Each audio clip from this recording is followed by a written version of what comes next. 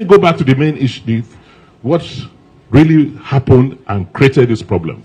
It is no longer a joke or a play or something that is not serious that the governor of Edo State, talking about Mr. Godwin Obaseki, and his deputy, or the one we call assistant, which is known as deputy, comrade Philip Shaibu. Okay, it is not really something that is hidden anymore, because now the issue has come to the table of Edo State people who are now seeing these things as getting out of hand. Philip Shaibu happens to be the second man in command as the Edo State is as a whole, while Obaseki happens to be the boss. But they are not in good terms. Why? Because the governor, or Godwin Obaseki, feels that Philip Shaibu is desperate to be the next governor of the state. I don't want to talk much. I would like to show us this video, and also show us a video that our own senators made, talking about Senator Adams Aliyu Oshiomole, who happens to be one of the former governors of Edo State and a present serving senator of the Federal Republic of Nigeria, representing Edo State too. What he said about the whole thing and his advice to Philip Shaibu and the whole party as a whole. Let me just allow us to watch these videos so that we can get the story from the beginning and what is causing the brief or the argument or the quarrel or the problem between Governor Godwin Obaseki and his deputy Comrade Philip Shaibu. Okay, just listen and watch with me. I proclaimed the House of Assembly.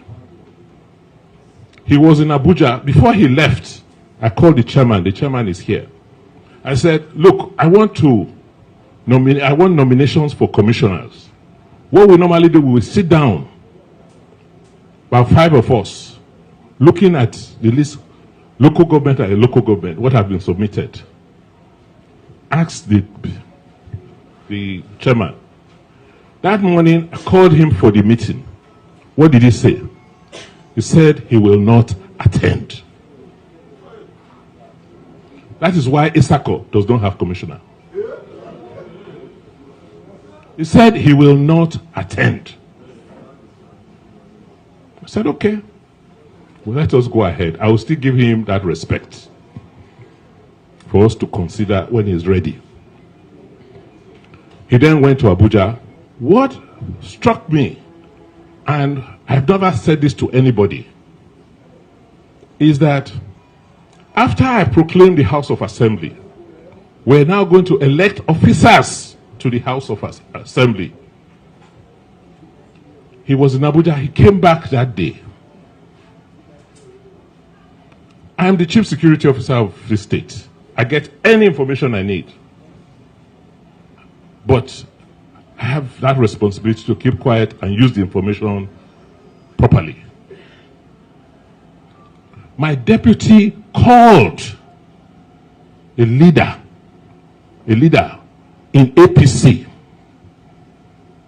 telling that leader that during the elections the next day of the leadership, particular speaker of the House of Assembly, that he has 5 members who are loyal to him, and that he would like the 7 members of APC to work with the 5 members of PDP to produce a speaker.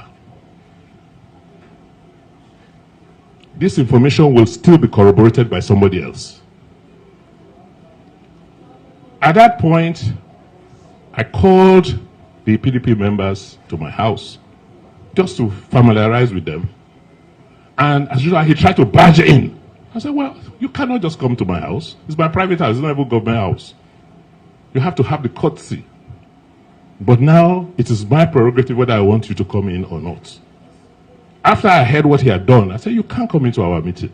We met, agreed. The next day, we went to the House of Assembly. He went there, and we did what we did. As far as I'm concerned, that was not working in our common interest. Why will the deputy governor seek to have another candidate, another speakership candidate, outside of what the governor wants? Are we working together? No. That is where I now knew that we had a problem.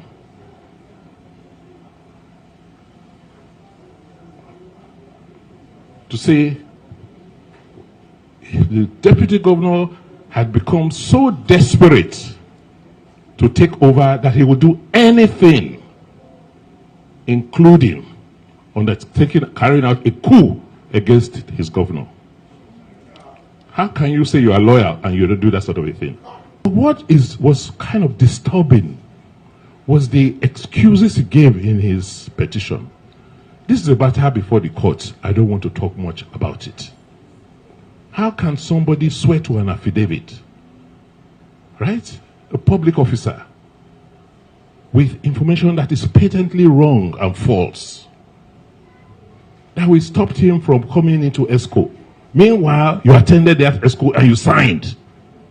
All I can say is that regardless of party divide, it is my wish for Edo to be governed in peace and harmony, because the supra party to which we all belong to is the Federal Republic of Nigeria. The political parties, even the rate of Campi and the Campi and the Campi, shows that the only that is constant is Nigeria, not the political parties.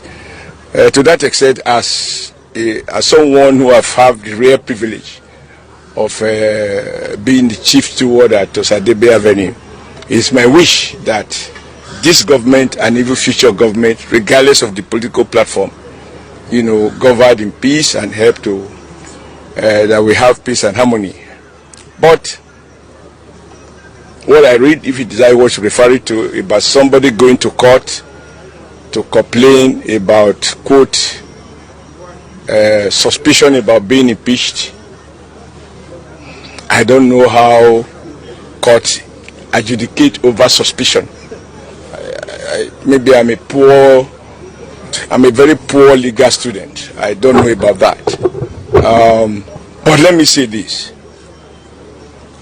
To say that somebody wants to run to APC is not a rehabilitation center. I can tell you that for free. We in APC, we are satisfied the way we are. We are happy in opposition. And we are not about to receive people who are coming because they have lost out. No IDP cap in APC. So my advice is those who are having challenges should learn to respect their bosses. And many of you will attest to this, and that is what gives me joy. I have always advised people, whoever you work with, be loyal. I was here, I was unable, whether I was right or wrong, it's a matter for individuals to judge. I was unable to support my deputy to succeed me, right? But my deputy never took me to court. And if there are people who profit only from crisis, they cannot have my support. And I also do understand, regardless of what anybody will say, I come from one of the clans from my local government. I'm not talking of Edo State now, from my local government. I come from only one of the clans. And even based on the principle of fairness, it would be nice if only my clan produced governors. But I know that Nigeria doesn't work that way. There are those sentiments that people feel at this level of development that things should go wrong. But I pray that God is able to help for us to all have peace. I don't wish it of anybody. God has been faithful to me. I didn't know how I could become a governor.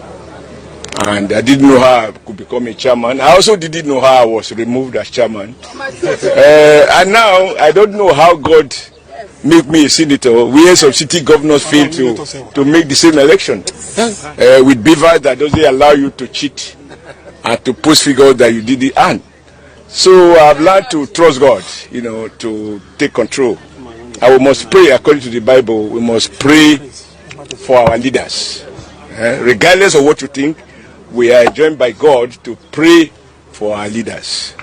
So in a moment like this, all of you and all of us should pray for the governor of our state so that he will govern us well for the benefit of all.